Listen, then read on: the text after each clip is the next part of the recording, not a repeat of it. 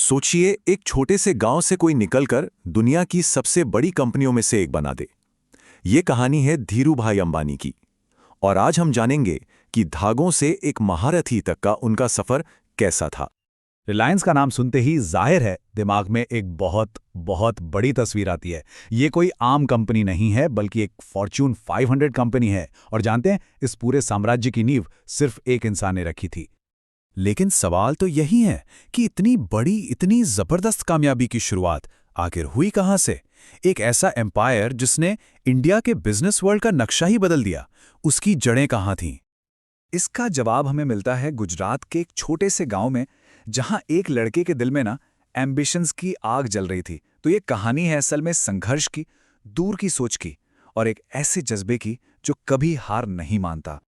तो चलिए कहानी को एकदम शुरू से शुरू करते हैं। देखते हैं कि उनके शुरुआती साल आखिर कैसे थे।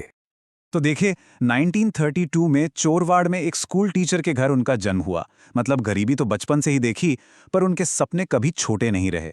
फिर 1950s में वो निकल पड़े यमन। वहां एक पेट्रोल स्टेशन पर काम किया और वहीं से इंटरनेशनल बिजनेस की बारीकियां सीखीं। और फिर 1958 में जब वो भारत लौटे, तो उनकी आंखों में बस एक ही सपना था, अपना कुछ बड़ा बनाना। और भारत लौटते ही उन्होंने अपनी एंटरप्रेन्योरियल जर्नी शुरू कर दी। यहीं से असल में रिलायंस की कहानी का पहला चैप्टर लिखा गया। और क्या आप यकीन करेंगे, इस इतने बड़े एम्पायर की नींव रखी गई थी सिर्फ 15,000 रुपए से। आज सुनने में ये रकम शायद छोटी लगे, लेकिन इसी पूंजी से उन्होंने मुंबई में रिलायंस कमर्शियल कॉर्पोरेशन की शुरुआत की थी। धीरूभाई की सबसे बड़ी ताकत थी उनकी नज़र।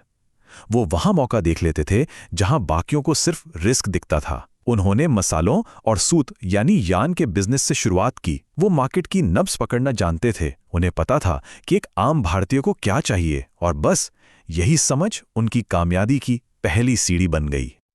उनकी पहली बड़ी कामयाबी आई टेक्सटाइल इंडस्ट्री से। विमल ब्रांड, अरे ये नाम तो जल्द ही घर घर में फेमस हो गया।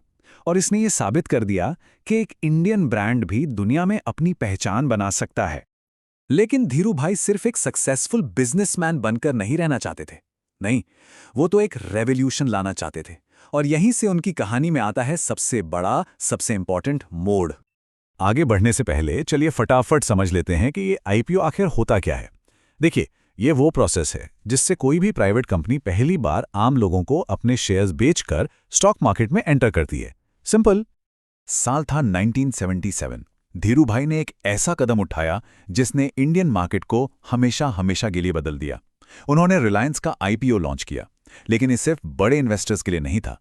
नहीं, उन्होंने भारत के आम मिडिल क्लास परिवारों को शेयर होल्डर बनने का मौका दिया। उनका मानना था कि देश की दौलत में हर किसी का हक होना चाहिए। और इस एक फैसले ने हजारों लाखों लोगों की किस्मत बदल दी। आईपीओ की जबरदस्त कामयाबी के बाद रिलायंस ने ऐसी रफ्तार पकड़ी जिसकी किसी ने कल्पना भी नहीं की थी। लेकिन यह रास्ता फूलों का नहीं था।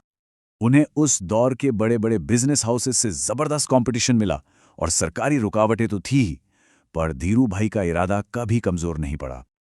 उनकी जर्नी का स्केल देखिए, सच में हैरान करने वाला है। 1958 में 15,000 रुपए और मसालों के व्यापार से शुरू हुआ सफर 2002 तक आते आते पेट्रोकेमिकल्स, टेलीकॉम, एनर्जी जैसे सेक्टर्स में फैले एक बहुत बड़े साम्राज्य में बदल चुका था। ये ग्रोथ इनक्रेडिबल थी। 6 जुलाई 2002 को उनका निधन हो गया। लेकिन वो अपने पीछे सिर्फ एक बिजनेस एम्पायर नहीं, बल्कि एक सोच, एक इंस्पिरेशन छोड़ गए।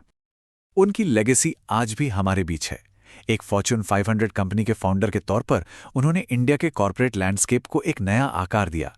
2016 में उन्हें मरणोपरांत पद्म विभूषण से भी सम्मानित किया गया।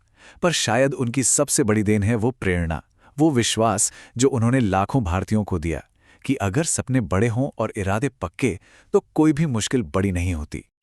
और हम इस कहानी को उनकी ही एक मशहूर बात के साथ खत्म करेंगे। बड़ा सोचो, जल्दी सोचो, आगे सोचो। विचारों पर किसी का एकाधिकार नहीं है। यह सिर्फ एक कोट नहीं है, ये वो फिलॉसफी है जिसने उन्हें धागों से एक महारथी बनाया। और ये हमें याद दिलाता है कि दुनिया की सबसे ताकतवर चीज़ एक आइडिया है, और वो किसी के भी दिमाग में आ सकता है।